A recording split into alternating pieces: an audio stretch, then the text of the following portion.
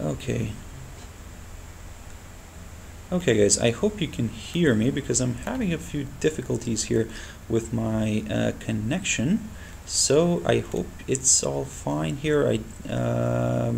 Right, that was a bit of a sudden one, but I do apologize. Like I said, as I mentioned before in my video, I do apologize for these little technical issues that we might have. So yep. Okay guys, I think we could continue now for going further. So yeah, I hope you picked that up, what I was talking about, the platinum, and just to kind of quickly recap, on the downside, 808 level that we're keeping an eye on. A break below that could potentially open the path towards much lower levels, and on the upside it would be the 821 level. So a break above that could open the path towards these higher levels here. Sorry, 808 lower levels. Right. Okay, need to get out of these distractions here. Looking at Aussie yen, now this is a very interesting one. So Aussie yen here is stuck in this little range here, and I was talking about this one in one of my previous videos. So we can get rid of this arrow now. What we're going to keep an eye on here is, of course, this level here around the 83.05, approximately there, maybe just slightly above that, 83.10. Basically, we need to see a nice good pop here above this. I mean, we did have a nice break of this downside resistance line taken from the high of the 8th of November, but in order to kind of get more comfortable with higher levels, we need to see a nice good push above the 83.10. But if that doesn't, well, if that's kind of still basically we need to get a nice push above the 83.10, and then which could lead towards the 83.25, which was marked near the highs of yesterday. So a nice good push above that level could potentially send this one higher, much higher here. And if you go back into history here, there is this one level that I wanted to show you guys. Certainly this is a bit of a more of a long shot one, but nevertheless 83.95, this was marked by the highs of the 18th of July.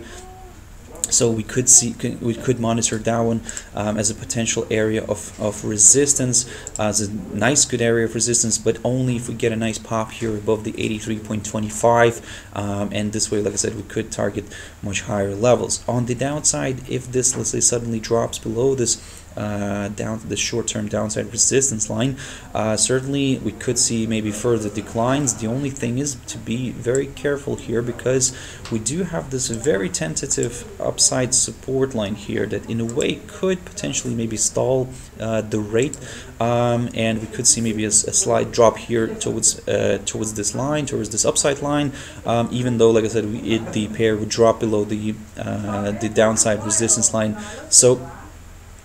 So basically, for us to maybe take a more conservative approach on this one, and let me just show you what I'm talking about. So we would probably aim for this little low here at around 81.95, approximately there. So a nice good drop below this could potentially drag the pair further down here towards these lows. This is where we're going to aim for this little area here at around 81.45, and if that doesn't hold, slightly below that, we do have a nice, very good potential area of support near the 81.20. So let me just adjust this this arrow here, and this is where we could, like I said, this is how we could play this game. This is how we could play this this pair. And for now, even let's say if it drops below this little short-term downside resistance line, be very cautious, because we still have this tentative upside support line, which also could hold the rate from dropping lower. Let's jump into another pair quickly. USDCAD. Now this one here is certainly the one to watch today. We do have the GDPs coming out later on day. So yep, keep your eyes on this. At the moment, you can see it's still kind of looking at this bigger picture. Basically, it's still trading above this short-term upside support line taken from the 1st of October, quite a steep one here. This is where we, of course, we're going to keep an eye on it, because if, let's say, suddenly there are some good numbers coming out from Canada, we could see this one traveling back down, maybe to test this upside support line, or if the momentum is very well good for Canadian dollar and bad for the US dollar, then we could see maybe a break, finally a break of this, this short-term upside support line, where the next potential area, if we put this on the a nice good break above this level where the pair is sitting right now, above R1, and you can further acceleration to the upside, where we could then test the 133.60. Now this is of course in terms of the upside, but again, like I said, we do have an eventful day today, so especially from the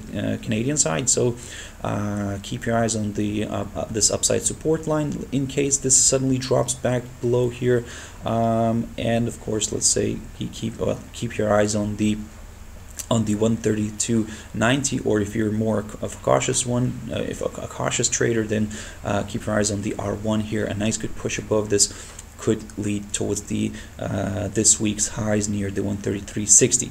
And the last pair I wanted to quickly touch on before I run out of time, and this is the euro dollar. So euro dollar is currently stuck here, looking at the 4-hour chart, of course, stuck here below the 200 EMA here, shown as the black line. So what we're gonna keep monitoring here is the of course this level here around the 114 level. A nice good push above that could lead the pair towards the R1 here near the 114.10, just of course only 10 pips away from the breaking, this possible breaking point, but to be honest, a much better area of resistance we're going to keep watching is the 114.25, because this is, as you can see, in the past here acted as a nice area of resistance, especially on the 23rd of November and the 21st of November. So continue to hold the rate down, because if we get a nice pop above this level, now this is where it could become even more interesting for the bulls. We could see more bulls jumping in here and potentially driving this one back up here towards these highs here near the 114.70, or even actually going all the way here back towards the 115 level, the psychological 115. But then again, guys, this is the scenario. This is a very optimistic scenario. If we see all these breaks here above the 114 level first, of course, and then above a more important one above the 114.25. So be very careful, be very cautious on this one. There are some, like I said, there are some key levels, key resistance levels to watch out for. Let's see how that performs.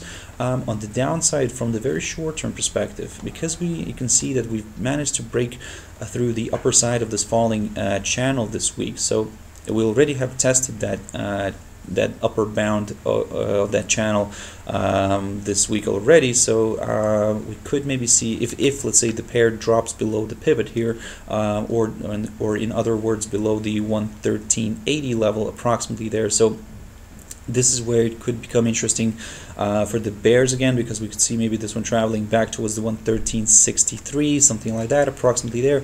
We do have the S1 near that level, but if that doesn't hold, now this is where it could be opening the path towards back down towards the upper bound of this falling channel that was broken through the upside, and we could this time we could test, or should I say, again, we could test the upper bound of it, and we could see maybe a bit of activity around here, around this 113.44 area, or even the 113.25. So keep your eyes on that one, guys.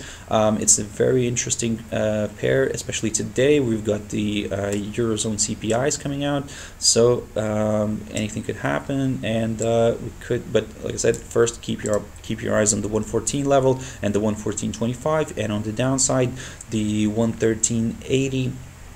And then, of course, the 113.60, 64, 63, something like that, approximately there, basically near the lows of yesterday.